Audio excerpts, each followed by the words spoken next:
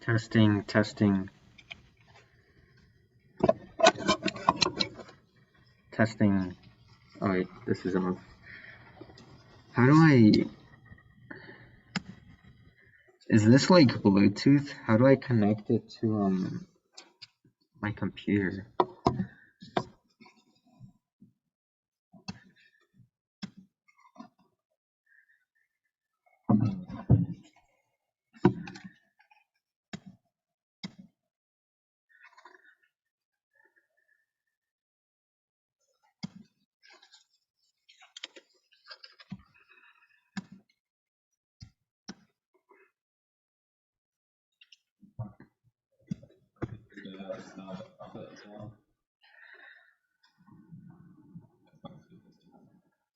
That's fine.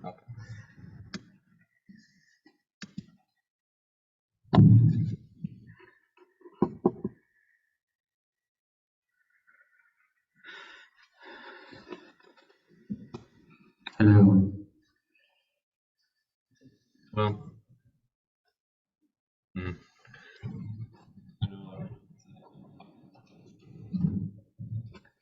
Yeah, although I don't know how useful this is.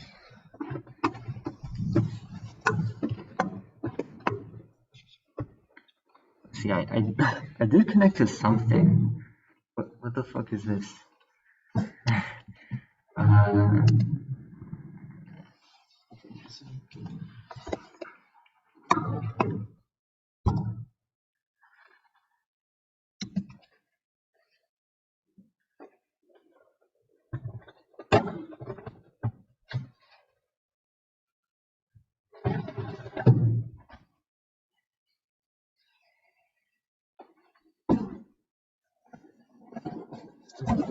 That's what we'll do.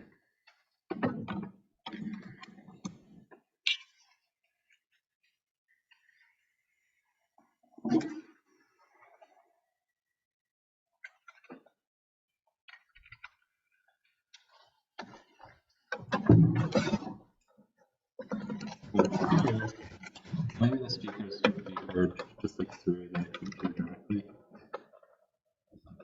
How do you mean? If it's loud enough. All right, let's test it out.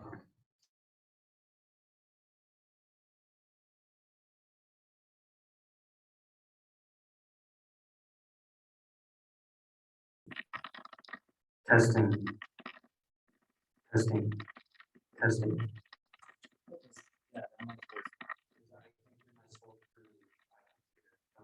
Test, test.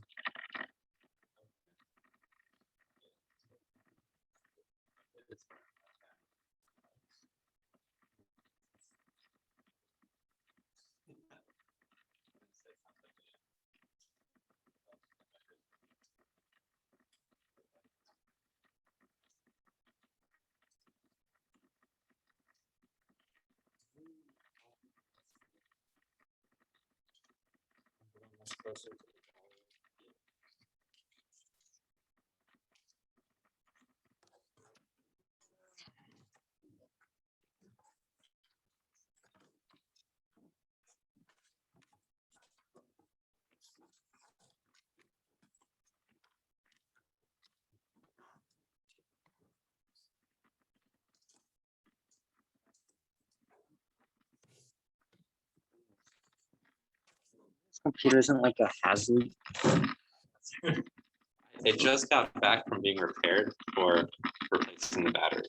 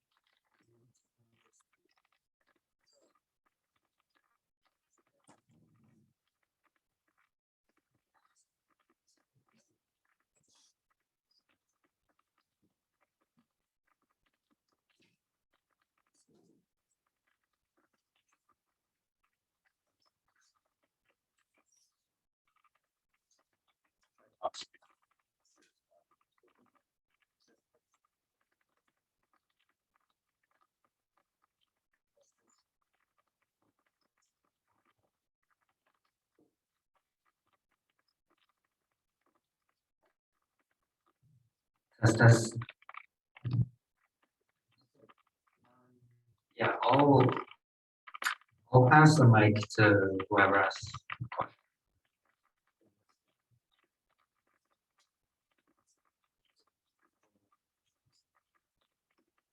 So this is not sound.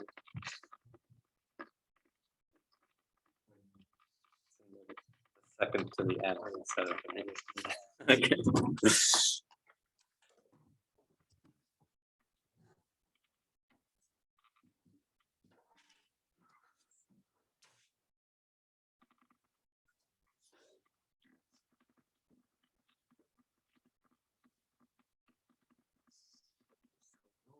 Yeah.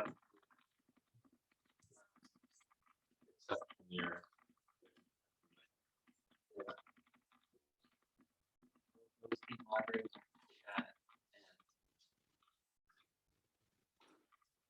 Or should I pass the mic to whoever has a question?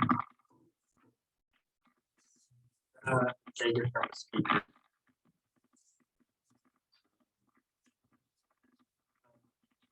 Yeah. Is there a second mic?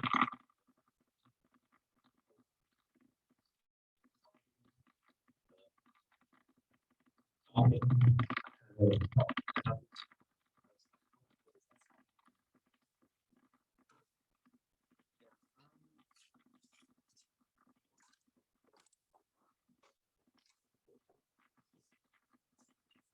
I'll just pass it.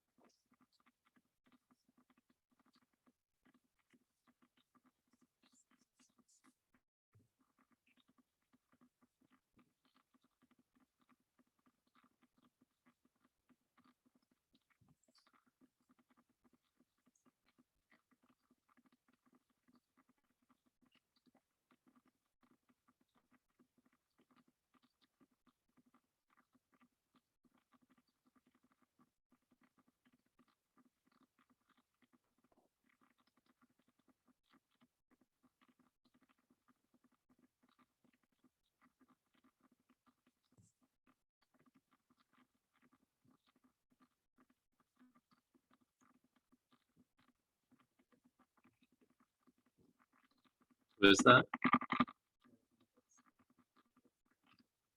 Okay.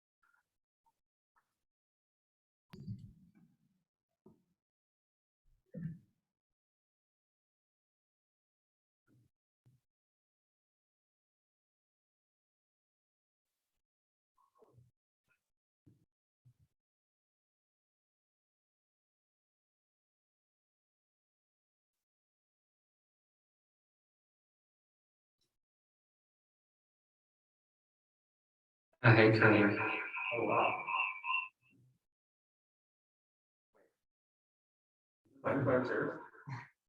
Hold on. I think there's an anchor. Oh. There we go. Dylan, can you hear me?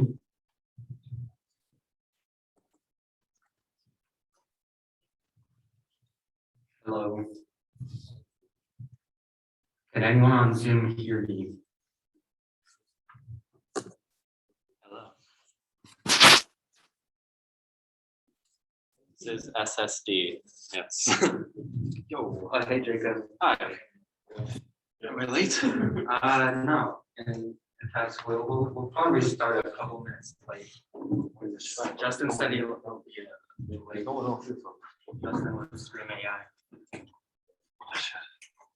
Yeah, I just want to make sure I was here on time. I literally came out of a work meeting here.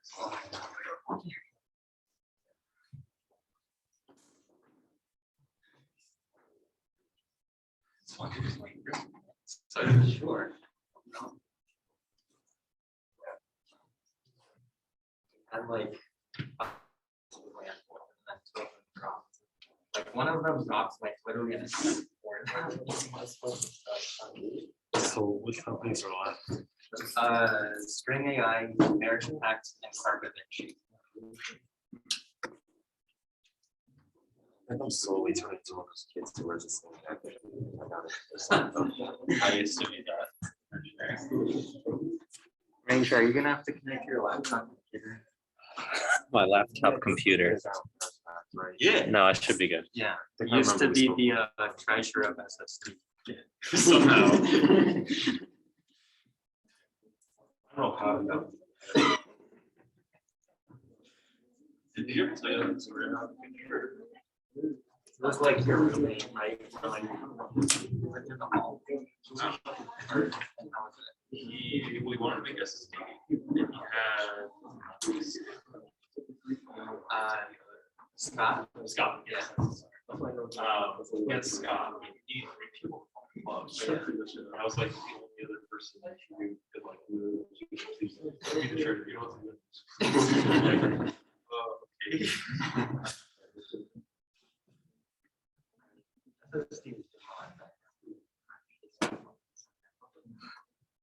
know what I'm okay. Don't have questions. We last questions. Is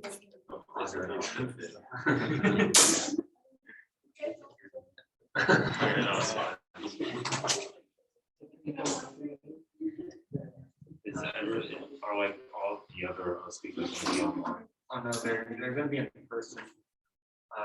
There's not gonna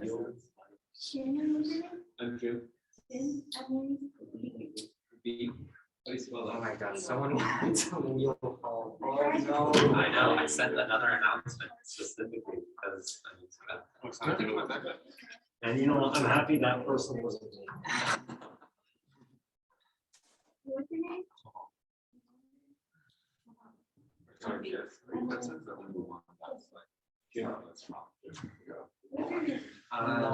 Jacob is from. Yeah. And also Carbon and she, I think they're both. Yeah.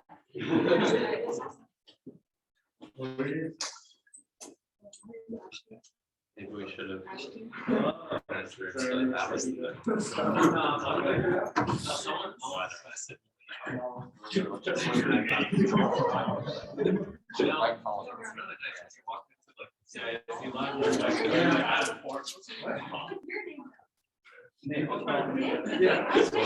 Where? I remember. Yeah, we just presented today. She's been very unresponsive. Wait, are you? She, yeah. She said she thinks we did a great job, but, and then she said all other comments will be left for later. Yeah. She didn't, she was just like, okay, thank you. Like she said, I'll feedback to you later, but people have been saying she's been in a lousy mood this week. Yeah, I don't know. She hasn't been saying much about anything. Have you guys been having class? Online. Wait, what? Yeah, she health problems. Okay, wait, I got Apparently someone on Discord thinks she's watching Netflix in the middle of someone's presentation. Yeah, and there was like background noise of a show or something in her audio. I doubt it, but I mean, who knows? I don't think she would do this. Yeah, they had their presentation. Exactly, that's what I thought. Yeah. So it's, Yeah, people think Sanithia was watching Netflix, but I don't think that would be true.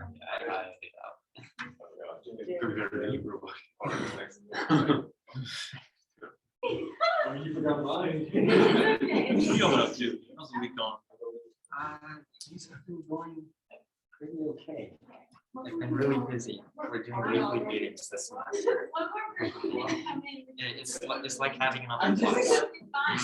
I bet, yeah, you're managing. Yeah. A different club. It's fun.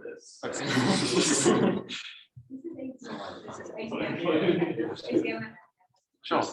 Same, I kind of have to like crank out like a power fund before Oh my God, there's a pup. So buddy, how's it going? Who's my brother? Oh, hey, How are y'all? what's the dog's name? Injury. That's a lot to It means little one. Nice. I'm Susan, by the way. No, he's coming. You're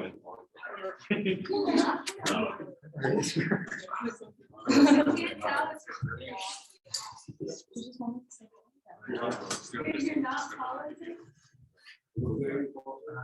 I think I know it like, is that politics? I don't know. We're all just doing it. Guys, they look not good.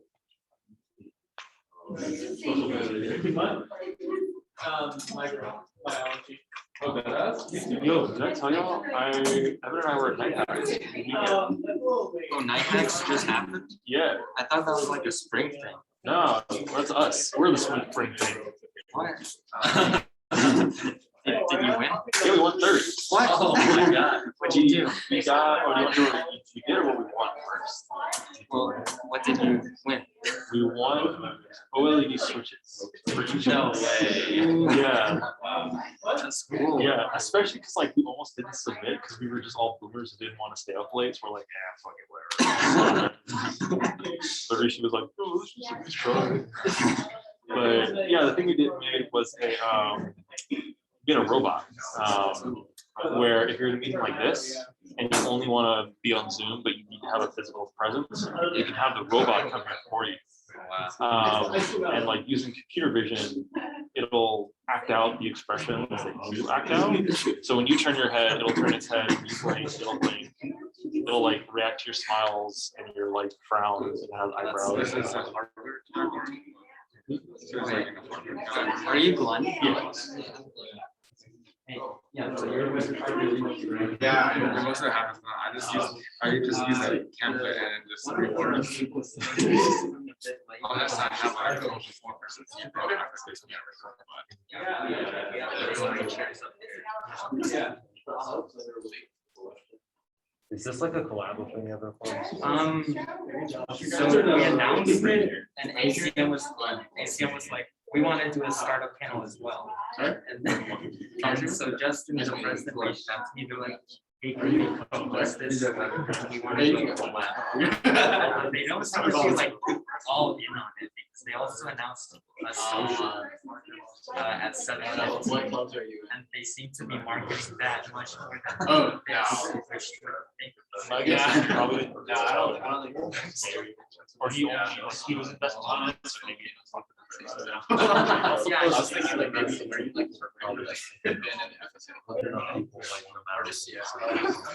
yeah, it's unfair. See, I put in so much work. Yeah. And then they see they could have someone like. It's like go a. there and take a share. Bro, it's because It's because they have a big sign. They got their own conference circles. Yeah, unless you like print out the Discord link, just like put it everywhere. They've got a place for advertising and all of that. No, We'll do better with Mark. oh, really?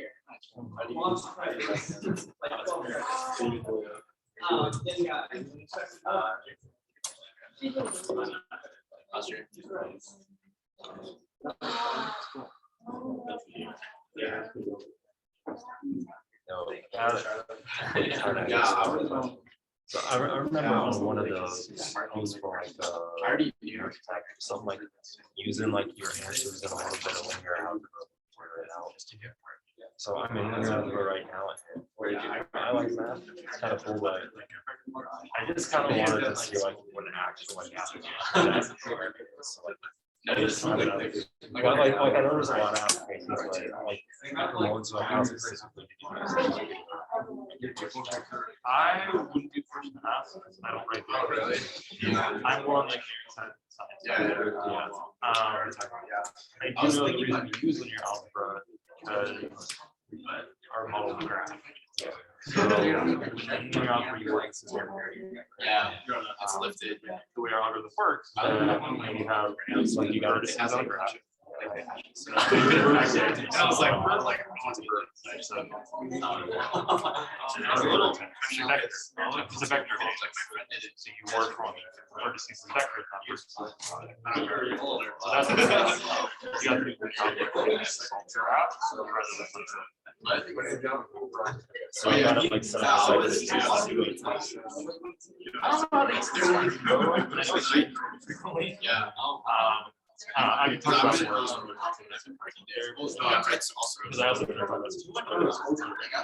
Yeah, that's what I was going to do. Oh, you just not for how much. I used to always brand. No, it's not a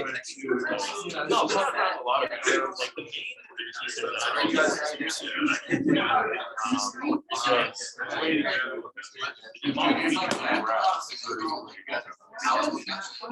with normal equations, you have like x and y, putting one value out. But you can model things actually like a face. Like the way you define a face and how it's you know, something like that. Yeah, graph the system. Well, my first the cool thing is that also because it's in our systems of creating, it's part of us. You don't really care what you think. So you use it for and also you just use it for it's all also actually just got to I'm not sure if it's I'm not because I'm only I know that's something I actually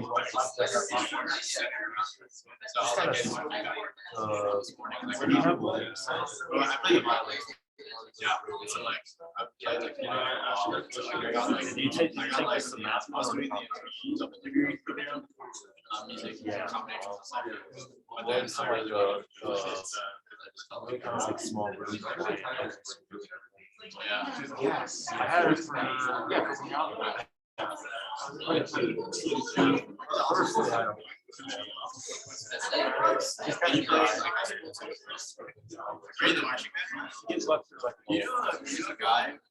and then and the little vice says I went to first fell asleep 3 times in lecture. Yeah. I don't go to class often. Honestly, still doesn't matter.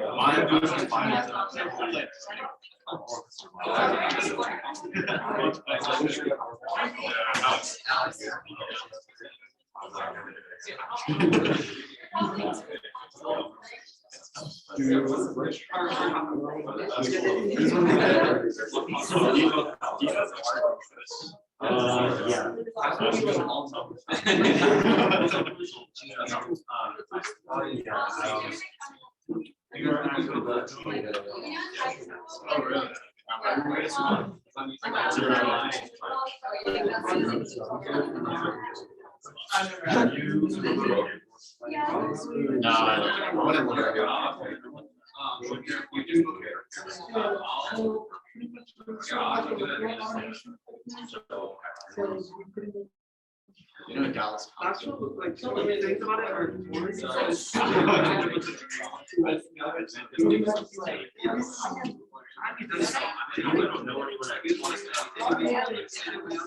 James Lennon.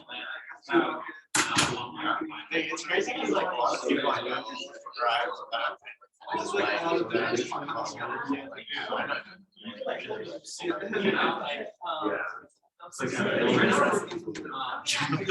yeah, what was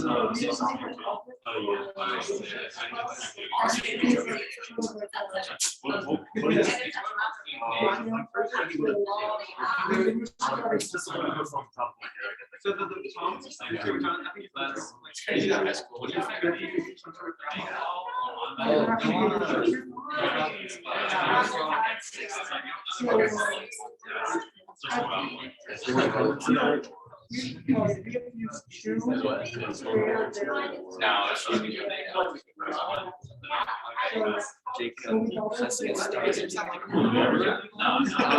Justin's gonna come later. So we just have. Go ahead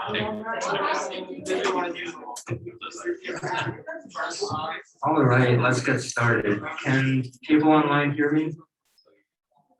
Just type in the chat because I don't have my computer sound on.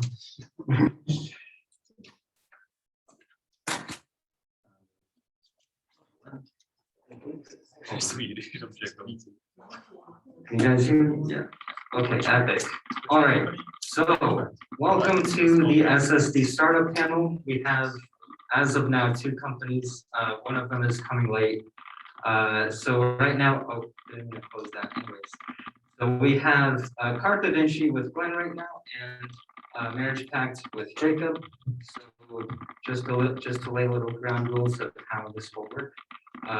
Each panelist will introduce themselves and their company, just a little pitch, and then we'll jump right into questions. So anyone is free to ask questions.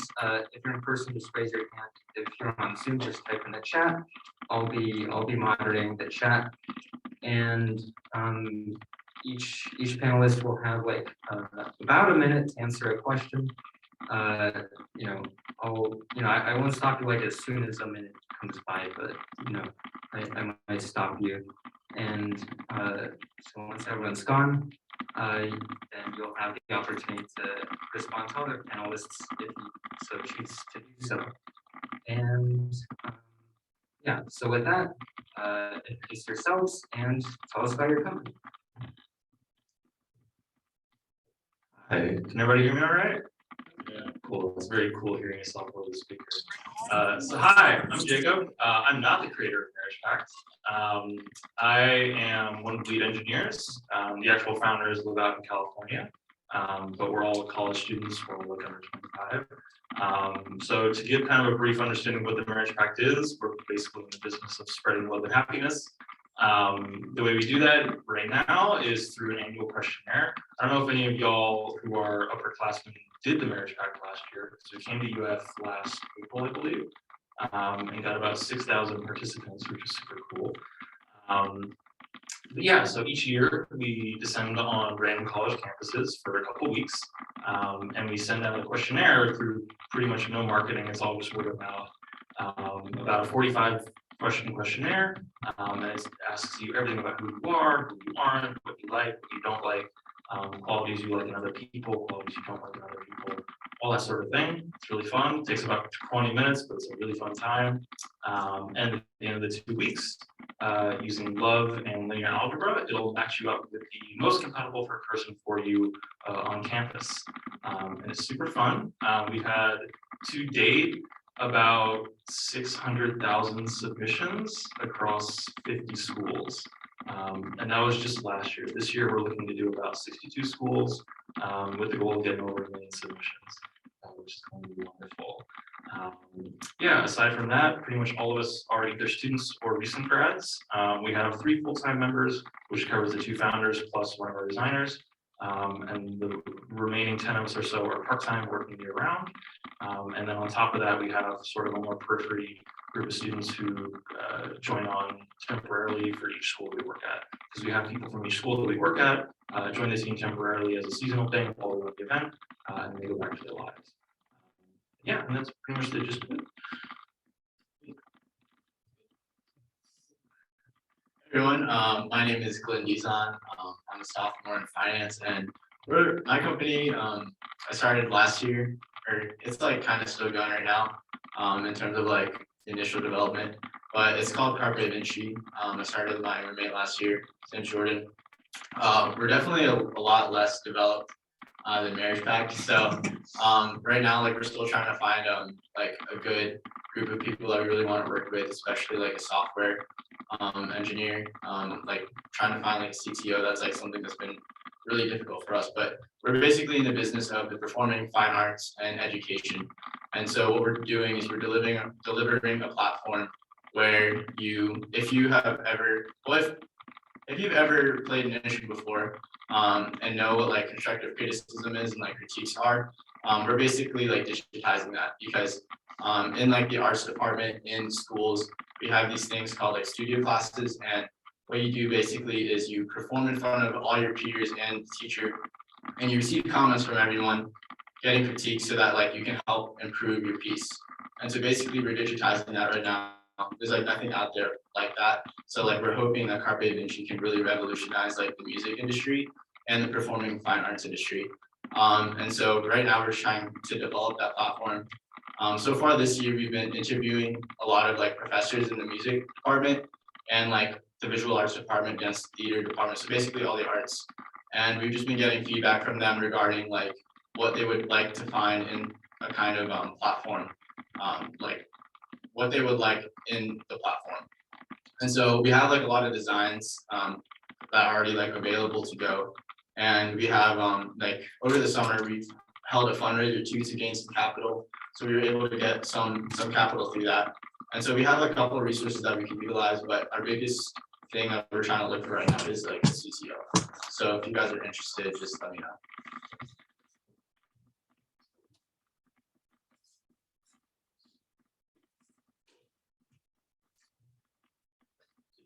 Talk a little bit about what string.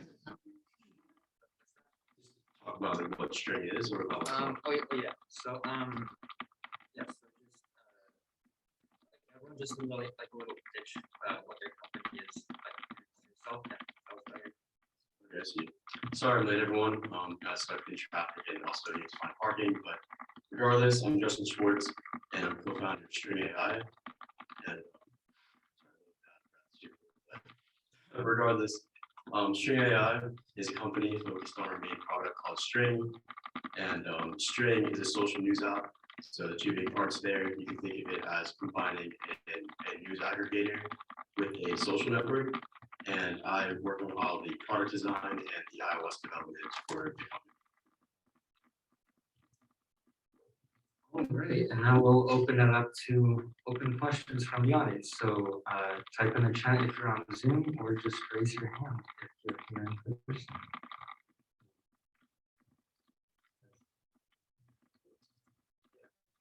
Wait, let me hand the mic to you. Question for Justin Schwartz. So what does the scale of your company look like right now? Like what kind of like numbers for the members that you have and stuff like that? Like tell us a little bit about that. Yeah, so we're still pretty early on. Right now, we have about 600 monthly active users, so we're pretty proud of that. We're definitely looking to scale more in the next couple of months, really form a really strong communities to expand that over time. That's about it in terms of monthly active users right now. And I guess marriage pact, you already talked about like how many users you have as well, right? Do you want to talk about that, Glenn? Yeah, sure, yes. Yeah, so like I said earlier, we're still like pretty relatively new. We don't have like the platform developed yet. All we have is like the designs, which is why we're trying to find a developer right now. We have been sending out a lot of like surveys though, and getting feedback from like a lot of teachers and students, and so I would say that we've gotten like about like 100 responses about like saying that they would be interested in kind of using this platform. But right now, like we've kind of switched focus into creating it as like a social media platform, and to we're kind of transitioning into like making it like more commercialized towards like schools and to selling it to schools. And so that's why we've been talking to like a lot of teachers and professors so far. So like what our plan would be like after we develop it, we would have it tested by like professors here at UF. And we've already been getting a lot of interest from them. So. Great, let's move on to the next question. Yes, Isaac.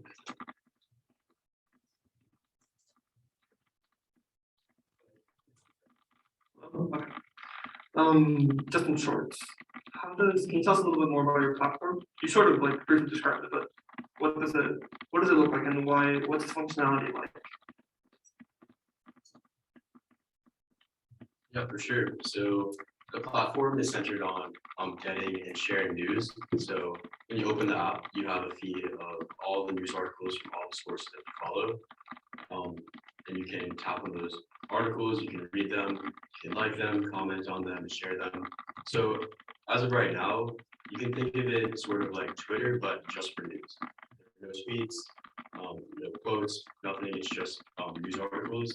So it gives you just one place to get your news without noise. Right now, I don't necessarily think it's an everybody product. Like everyone that uses Instagram and Twitter would not necessarily use our platform, but we definitely identified a target audience that cares a lot about the news and cares about getting quality information. That would be interested in using our platform.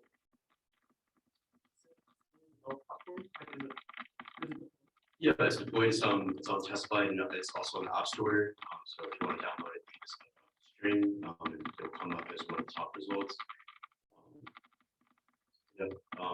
It's almost complete in terms of like the initial feature set that we planned.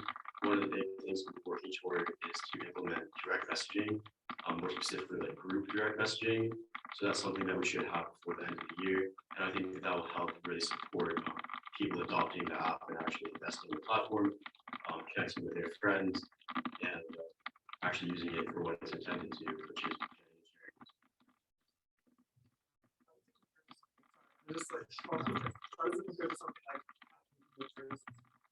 yeah, so that's one of our primary questions clearly.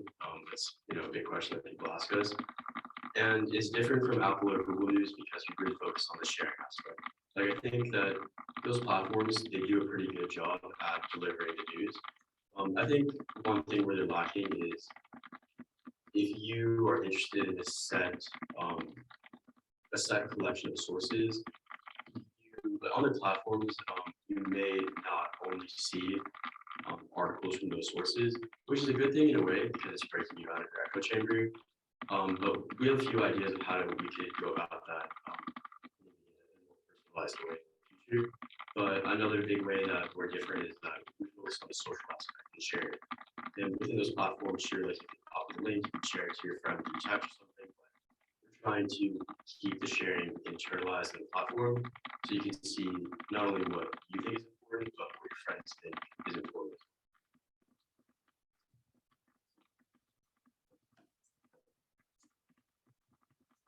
All right, this is another question for Justin. Have you run into issues with like news platforms that use like a subscription service such as the Wall Street Journal? And if so, how have you like overcome that? So we definitely have run into that issue. There are a set number of sources that have paywalls, such as the one that you mentioned, and we don't have a solution for that quite yet. Someone wanted to continue I want to ask Jacob a question on chat, but I don't know how to That's one do of our chat ideas in for the the future. Zoom call. Can you show me? have like a bundled subscription where you'd be able to read articles from multiple sources that are paywalls, just bundled into one subscription. And that's definitely something we want to do, but it is something that comes with time and scale, because setting up those kinds of connections and deals is a little bit far, that's it.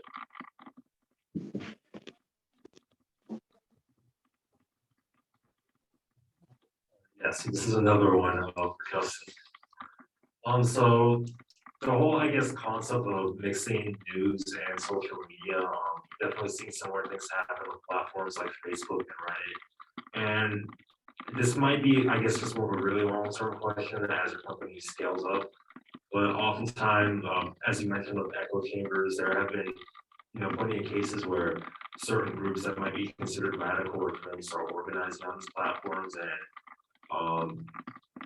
given that in the future, do y'all have a plan to address that kind of thing? I know some companies might choose to go more of the free speech route. Some companies might feel they have an obligation to regulate certain kinds of content.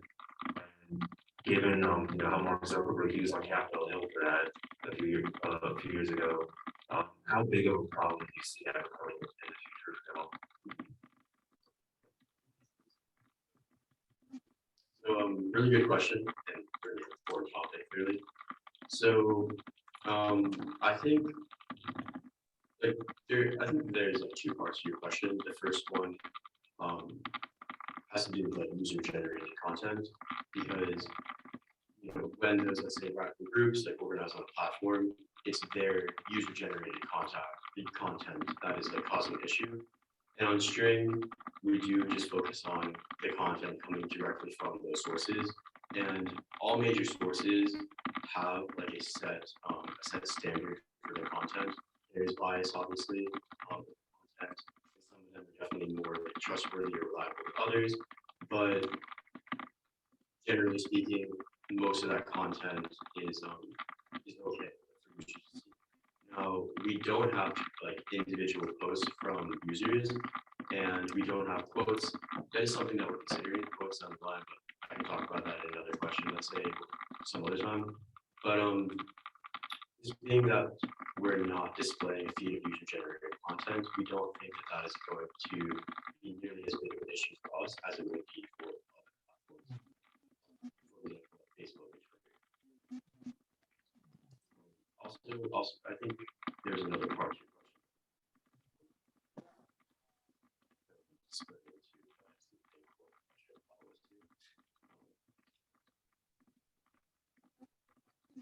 I think that another big issue, I think that issue that you're describing is also caused by like the algorithms that these platforms use, because they continuously show you content that you want to see, and a lot of the times that content in regard to news is false. Like they're spreading misinformation and falsehoods. And that's just not like a claim that I'm making, but there are studies by both Pew Research Center and MIT that show, like, for example, on Twitter, that like falsehoods spread like much faster than the truth. So those radical groups and people who are more likely to spread misinformation, these platforms are just inherently helping them with that. And they may not even know it, because these platforms, the algorithms of these platforms are continuously showing them content that is just making the problem even worse, and giving them more ammunition to spread, essentially. This question is from the Zoom chat. How did Marriage Pact get their name?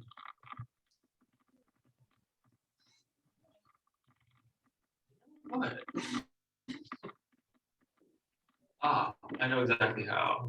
Sorry, it's just the decision for that name was made almost 5 years ago now. So quick background on how Marriage Pact was started. It was started as an economics project by our friend Liam. And what he essentially did was model the dating market like a financial market. And he said, can you apply financial models in the same way you can do that to like a dating market? Like, can you model dating as a market and apply financial rules to it? It turns out that you actually can. So the whole naming behind the Marriage Pact was that, okay, live your life as a person. We're the backup plan. You can use a lot of science to just match you up with the right kind of person. Because I don't know how much of you all have heard that term marriage pact before, but it's typically a term where you have a friend or somebody you know, and you're like, okay, if we don't get married by 30, we'll make a marriage pact to just marry each other, right? So that was what the initial name came from, is, okay, you'll get a marriage pact basically with this person. So like if you don't find each other, like find love by some point, like you have this person in your back pocket, you know?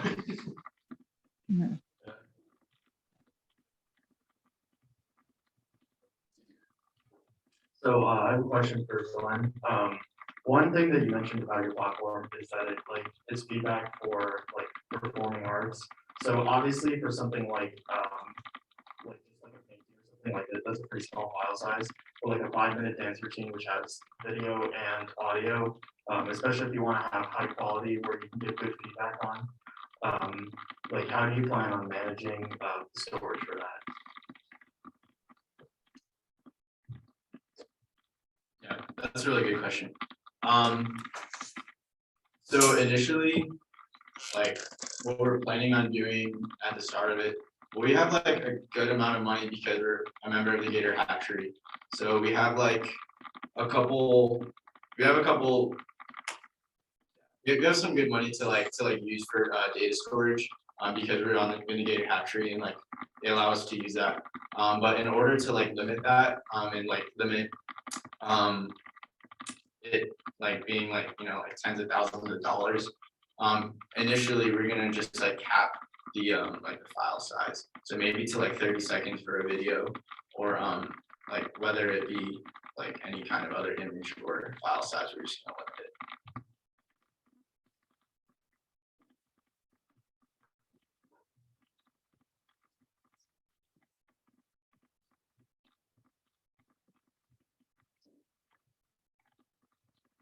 Okay, so this is 3 questions for everyone. First is, what is your business model? Second is, who are your competitors? And third is, what is your differentiation from your competitors?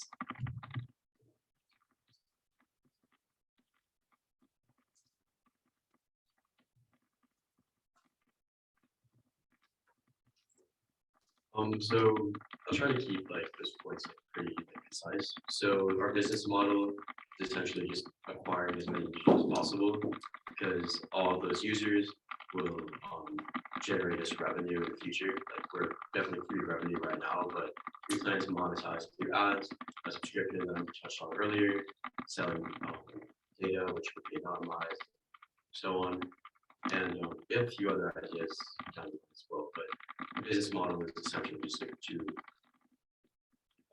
just acquire as many users as possible and try to create as much growth as possible. What was the second question?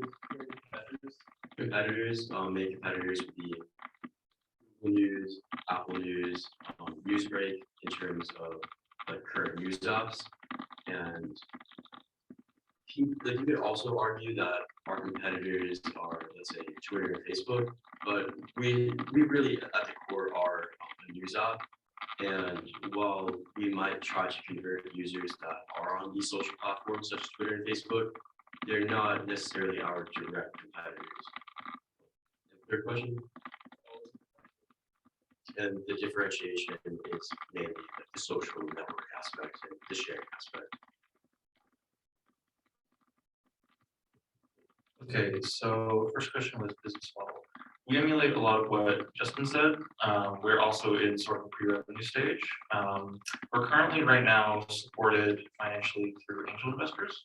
And then we're, as of actually this month, in the process of raising a seed round. And thankfully, based on how that financial system works, we don't have to be making revenue right now. Our main metric that we're working towards is long-term engagement. The thing about the marriage pack is that we have a very high ratio of engagement in terms of like how saturated we get in any given school. Roughly, I mean, it depends on school by school, but we usually get upwards of 60 to 80% of the entire school population, at least taking the marriage pack, and that is finishing the marriage pack, not even like starting it. But obviously, when you only do that once a year, that isn't a very monetizable thing. You know, it's not like we're Airbnb, where even if you get a vacation rental once a year, you know, if you're investing a lot of money into it, then it makes up for it. So a lot of the innovation that we're trying to do now is how can we take sort of the magic of what the marriage pact is, where everybody really loves it and is very engaged with it, and how do we create that on a more consistent basis without kind of losing the magic, but at the same time. So yeah, so really our sort of key model right now is how do we get consistent engagement long term. In terms of competition, that is not something that I concern myself with too much. It is not something we bumped into. Like we're not high enterprise scale. We're trying to beat our competition is really a significant factor in our success. The market we're in as a whole is growing. So kind of we're all winning at the same time. The biggest competition that I've been told is something like a Tinder or a Bumble. But the data that we've seen based on how people use the marriage pack really doesn't suggest that. A lot of people use both at the same time, but for different reasons. Like Bumble and especially Tinder are really good for like short connections, you know? Whereas the marriage pact, from what I've seen, is much more fun, and you use it not just in the sense of hookups, typically as well. I mean, people can use it for that, they do, but that's not really what the most people do. It's more for just meeting new people, having a good time, trying something out of the ordinary, you know, having fun. In terms of differentiation, I think the experience people get out of marriage pact is something really unique, and this is why I love them and work so hard for them. And you can see this if you ever do the marriage pact, which we will come to you in the spring as well. So hopefully, I want to see all of y'all doing it. It is something that people really aren't used to because of just how differently the experience is from all the other dating services that exist. You know, like our CEO talks about this a lot, how like, you know, when Tinder and Bumble and like Grindr and all that became the prominence, they sort of have this like swiping mechanic. And that was very revolutionary when they released. But it's very interesting that like dating as like from a mechanics aspect hasn't really evolved from that since then, at least in not any meaningful ways. Like I think the most that has like left that model is probably Hinge, which is used like a paid subscription system, but the mechanic is more or less the same. Whereas marriage pact takes a completely different approach. Like we don't even show people their faces. You know, we just go off of initials and names. You know, and yet, you know, we have 60 to 80% of people investing in it without even knowing what the person is like. You know, so yeah, that's kind of how I can speak to it. Definitely when we're bigger, I think competition is definitely something to keep an eye on. But in the state that we're in, we're more focused on making a product good for our users than making it better than what other people are doing, I guess. Because it's just kind of not something worth spending time on, as opposed to just talking to people directly. Yeah, so for us, a lot of what they said is similar to like what our business model looks like. So definitely to attract a lot of users upfront. One of our biggest concerns with Carpe Vinci has been like determining whether or not we want it to be a social media platform free for everyone, or if we want to like commercialize it to schools. Definitely, like we've been leaning a lot towards the commercialization because of the amount of feedback we've been getting from teachers like at UF and teachers like from other schools like FSU or JU or UNF. And so like right now we're kind of leaning towards that area. And we're also using that as a way to gauge like students like attractions to our app or to our platform, sorry. And so that's like going to be like our main way of getting people to really know about Carpe Vinci like once it gets up there. And I would say that in terms of competition, So the thing that I really like about Carpe Vinci, like the whole idea of it, is that in the performing and fine arts industry, there's really nothing out there like it. Like the performing and fine arts industry is like pretty behind in technology, which is why I keep on saying, or it's why I said that it's like pretty revolutionary for the industry, because the only other app I can think of that even has like even up there like in the top 50 app store is like probably called Behance, and that's like a graphic designing app. And so like there's nothing out there like for music or for dance, theater, film, visual arts. And I would say that like in terms of competition, like Behance would probably be the big one. Another thing is that like I would say that kind of like on the outskirts of it, similar to what Justin said, like Instagram, Facebook, YouTube could be a competitor, but like what separates us from them is that like our niche and our target audience is like the performing and fine arts industry, and like we're like kind of catered more towards education, while like those other platforms are more for like, you know, being viral. You don't really use that to post to like get better. Ours is like really about like the artists themselves.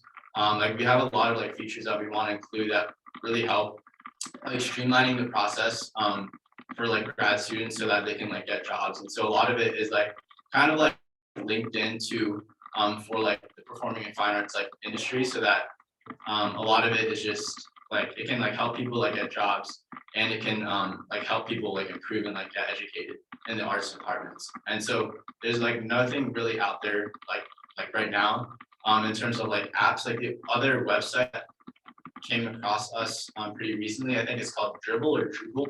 I just heard it like last week, and they're not even like they're not even similar to us at all. And so I would say that like we don't really have any competitors right now, unless like Facebook does like develop another part of their website that would compete with us, like unless they like create like a niche targeted group towards like the arts. But currently like there's nothing really out there that would like truly compete with us. And so I would also say that that's like a key point in like how we're differentiated from like all the other social media platforms, because like we're really focused on like education and like just the performing and fine arts industry is like pretty bare right now. Like no one's in that market in terms of like competition. So. Sorry.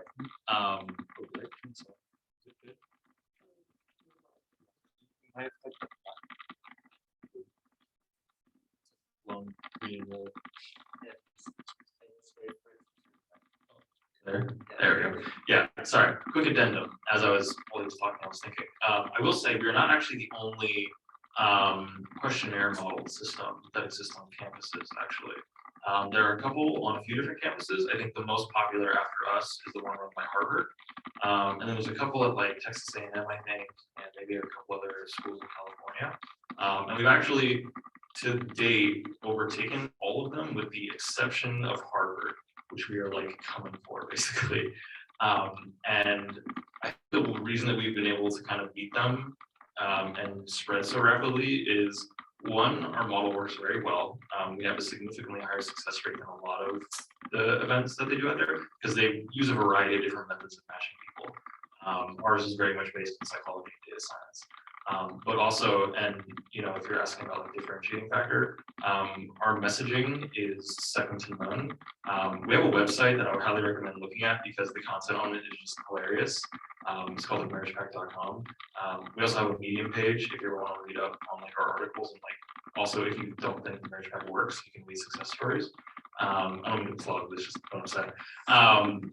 But yes, like our messaging and our experience is very, very different. And that's actually why I joined the Marriage Pact, was because you could very much tell by the emails that they send and like the questionnaire, how it's written, that this is written by like hip college kids and not like old boomers who are trying to like dip into this Gen Z market and all that, which I really love. And that's why I like get very invested into it, because like it's like doing correct messaging and having a very unique brand is very, very hard. It takes a lot of very high skill. So like I honestly think it's second to none. It's pretty incredible.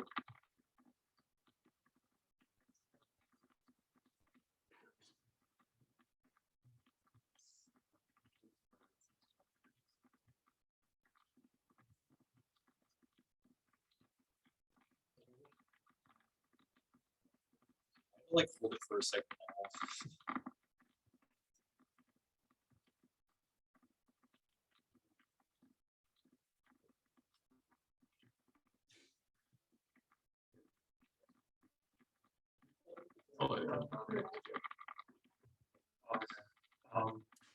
Okay, so I have a question for Justin.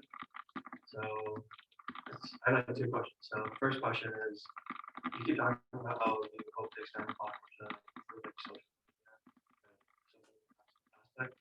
What type of like social media model are you looking to expand into? Like, is it something all people send out the tweets or something? That's it, ready for the forum board, or is there like a new model that you hope to? And the next question is, earlier you mentioned that the platform hopes like has a goal of like aggregating news and explaining to the user without noise. But then another question you also mentioned how there are plans to implement ads for could you expand on what you meant by noise for the user?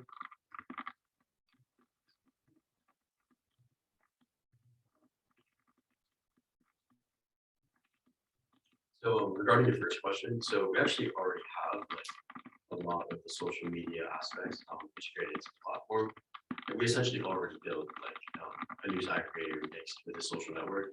And as far as the social functionalities go right now, we have liking, commenting, sharing, you can share a link to your profile, you can share articles, and you can also send them to people. You can send profiles, you can send articles, and you can also share articles. So sharing articles is essentially like retweeting. You're just sharing it, saying like, hey, like I like this, I think this is important, so it's going to show up in your friend's feed and they're going to see it. So it's essentially like retweeting or share functionality. Like I mentioned, we're looking to add group direct messaging. We think that's going to be a really huge feature on the platform. And we're also considering quotes, like on Twitter, how you see quotes. But this touches on your second question. When I say noise, I'm talking about user-generated content. So, like, let's say, just text posted by a user, their opinion, let's say. So, our main feed is that because that functionality does not exist on the platform, but we're considering quotes in a separate feed so that if a user does want to share their opinion about an article, they can, but it does not disrupt the main flow of information on the homepage. So that may be tested in the next week or two, let's say. We already have like the backend infrastructure for that. But regarding your second question, which already touches on what I already said, we're going to have ads. They're going to be sparse. Like, it's not going to be overwhelming, but I still like would not consider that noise in regards to user-generated content. It's just something that is necessary for us to generate revenue. At least one of the streams.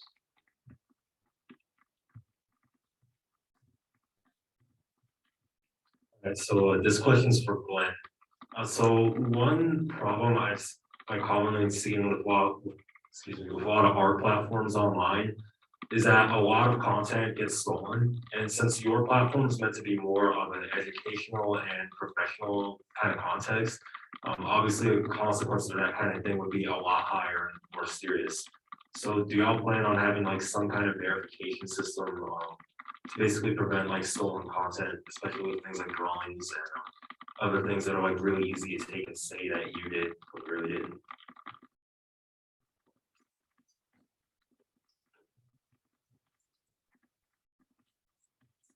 Yeah, that's a really good question. We have come across that problem with like a lot of people.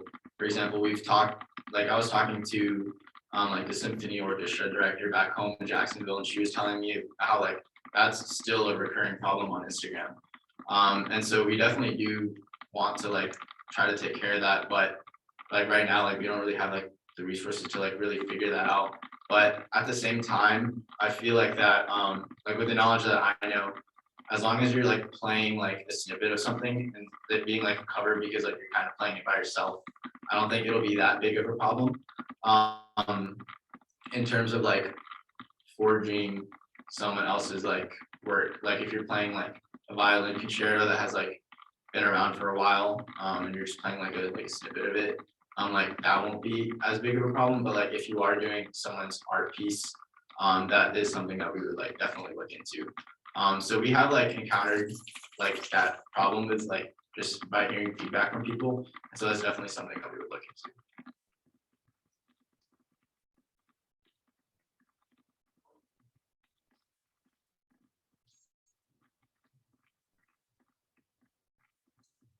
So, I was wondering, since most of us here are probably computer oriented or something along those lines, maybe we're looking into starting a company or we have an idea we think would be cool.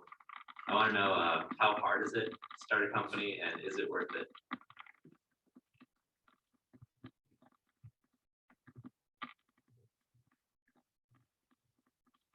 I think if it's something that you're passionate about and you think has potential after let's gauging interest, talking to potential target users, then you should do it. You know, a startup is risky, so you do have to consider your risk tolerance because it may not always work out, which is why I say like it is very important in the early stages to actually talk to people who are potentially users. You don't always need to jump in to a technical solution as well. Like you could start with a low tech solution that solves whatever problem you've identified. You can gauge interest, you can gauge use, you can see if people are actually finding it valuable. And if so, then that's reducing your risk, and then you can move on to investing a lot more time and effort to build the technical solution. So there are ways to reduce the risk, to make it, more like viable, and it may be a little slower than, but I would say it's definitely worth it. That's something that we did do for String early on. I think it would have benefited us a lot, and I know and I have friends who actually are doing that for their startups right now. In regards to how difficult it is, I mean, a lot of the things you work on in computer science are difficult because they're things that you may have not done before. But once again, it's 100% worth it because the more challenges you run into, the more you're going to have to learn to overcome those problems. And that's just going to make you a much better programmer. And outside of the technical like area, just working on a startup, working with a team and talking to people is going to help you a lot with your soft skills, communication, leadership. So it's really a win-win if you have the time and effort to invest in the project. Yeah, like ditto. And then I will also add on top of what Justin said, something I think is very important to keep in mind, and I learned this personally like the hard way, is like not every idea has to be a startup or a multi-billion-dollar company. I think one of the incredible things about being a programmer or just any type of engineer is that you can just hack around and make stuff on the weekend if you really want to, you know, and sometimes it works, and most of the time you give up before you finish. But that's just kind of how it is.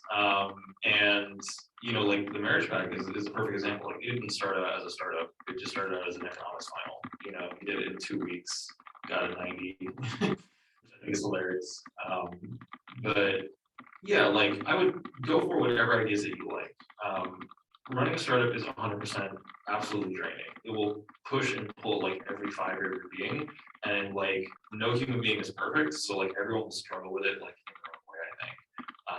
Like I know for me, I'm very much engineering oriented.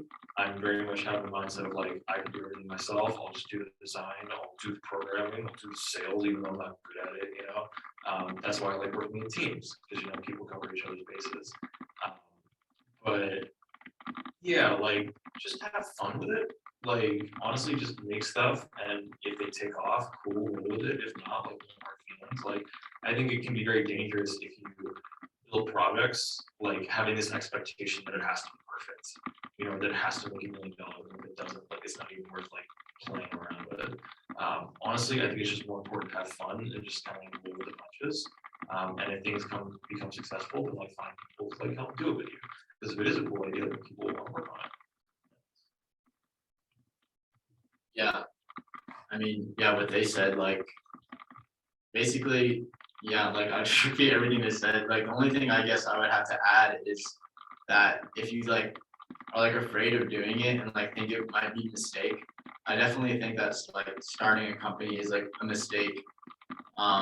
Like it was a mistake like I would be willing to make because like I know that I would rather live with like the regret of like, or I would rather live with like the mistake of having done it rather than like having the regret of not even trying, you know. Especially because like I know how like much potential like the idea has. And so like it's something that like I like didn't want to like see happen down the road and like flourish and me be like thing like that. I thought of that like in college. And so I would definitely say like if you have an idea, like go for it. Like the only thing that can happen is just that you fail. And like I feel like that if you have like any backup plans, like you're set. Like we're in college right now and like we're all young, so like we have like a lot of time to just like mess around with things. And so like that was kind of like my whole point of view with it. And just like a lot like not a lot of people get to say that they started a company too. So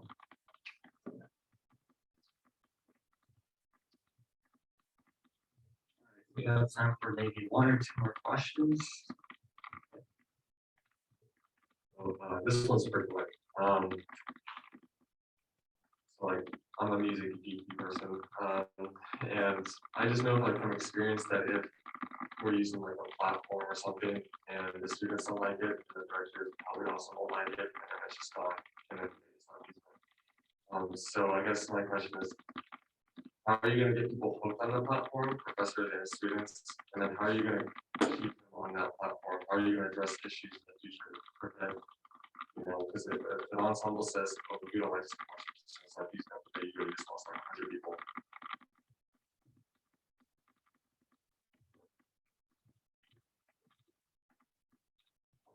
yeah, that's a really good question.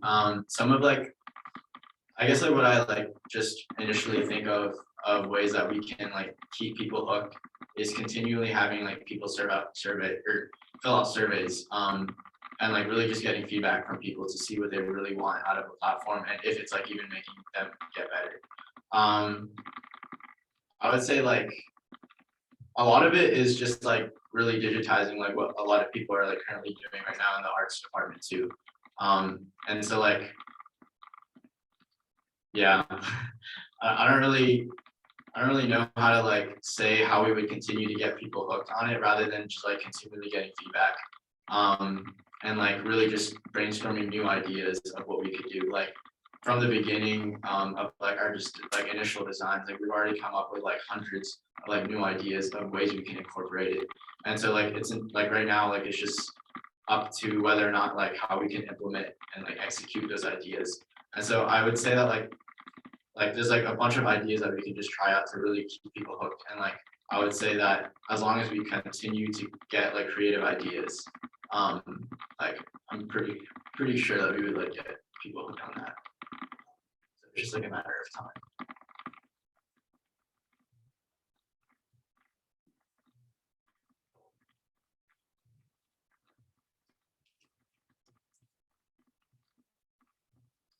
Question for Jacob. So I know when it comes to startups, like the biggest thing is getting like a following behind it, and you guys obviously have reached to like 61 schools at this point.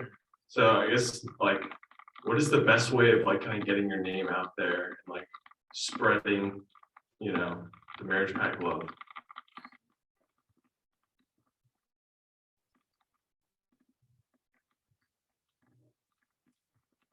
Is a wonderful question, and I will give the huge asterisk right out front that it very much depends on your company how you actually grow. It's one of the two like really hard things of running a company is building something and finding people who use it. In the case of the Marriage Pact, we very much have an approach kind of all of our own. That kind of tailors one to the model of how our system works, and also, you know, works with like how we as people like working. The actual way that the Marriage Pact works and how we get onto schools is in one of two ways. Either we reach out to them or they reach out to us. In the early years, it was very much us reaching out to schools, friend of a friend. A lot of it was referral based, convincing people to stay up all night for like 2 weeks running this system with us, having fun with it. As we got better with it and as we got more and more schools involved, and I should say like we're in our 5th year of doing this, And this is only the second year where we've done a lot of schools. The first 2 years, we only did it at Stanford, and just spent time playing around with that system. The second and third year, we just did 2 and 5 schools, because it's a lot harder to do multiple events at the same time as well. And then this past year, like our fourth year, we went to 52, and then this year we're going up to, or no, last year we did 55, I should say, and this year we're going to 62. And yeah, like kind of the way we approach it now is most of the time people will reach out to us because they have like a mutual friend or they saw another school did it. We're very savvy with social media, so like we get a lot of like requests through like Instagram to just like come to a school, for example, or just like someone will email us because we do a lot of communication through email. And then yeah, and then it's kind of up to the school partners how to best market it within their school because every school has a very different culture. We kind of try and work with our partners as much as possible to find a system that optimizes the best for like their unique community. One of the challenges we're actually going to be running into now is really some more stuff that isn't just an annual event, is trying to create marketing and branding that generalizes very well, like regardless of where it's at, especially if we move outside of just going to colleges, right? So it's an ever-evolving challenge, and it kind of depends on like what your business needs are. But I will say having people who are good at it helps a ton, but I'm sure they'll learn to do that. And just doing it a lot, experimenting is like super, super important. Like every single like marketing thing we say, we track and see that it moves literally anywhere. And we've been doing that for a long time, so that helps like significantly as well.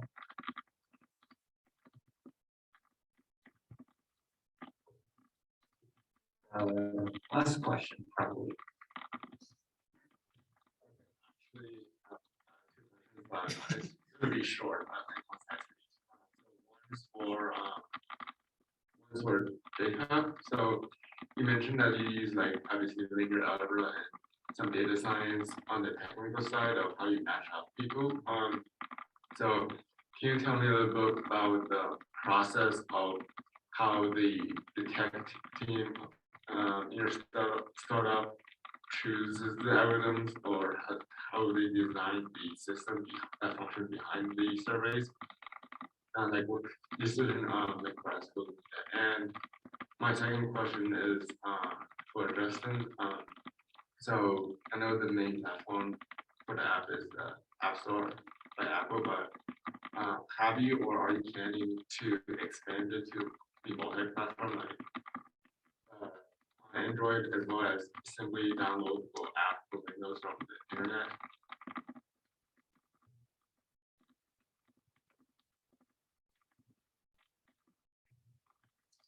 Yeah, so to answer your first question, there are things I can't talk about because they're considered trade secrets and I am under an NDA. So I can't talk to the specifics of the algorithm, although I can say it's nothing like, it's something that we've like actively researched and improved upon.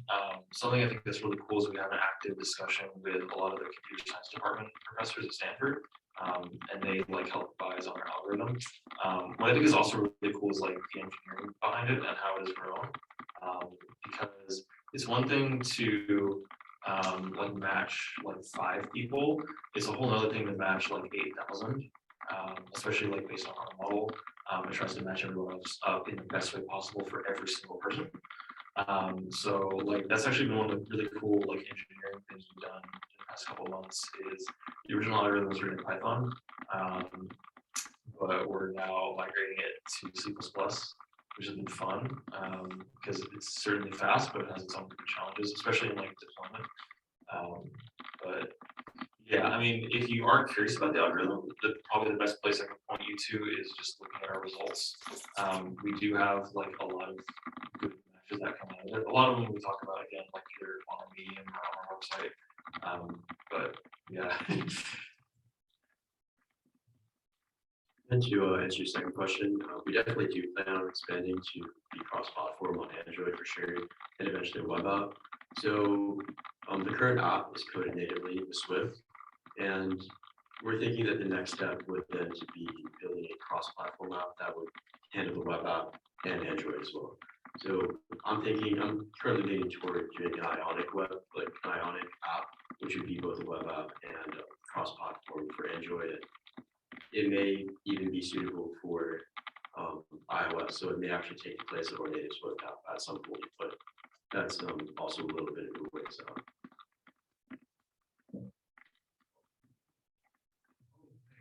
I think that's all we have time for today, unless one has like a question that you really want to answer to.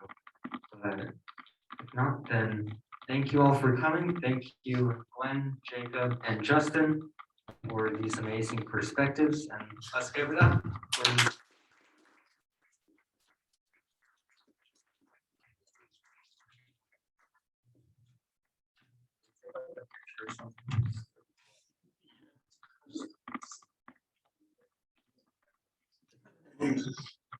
It's fine. So they came to us last April and I applied.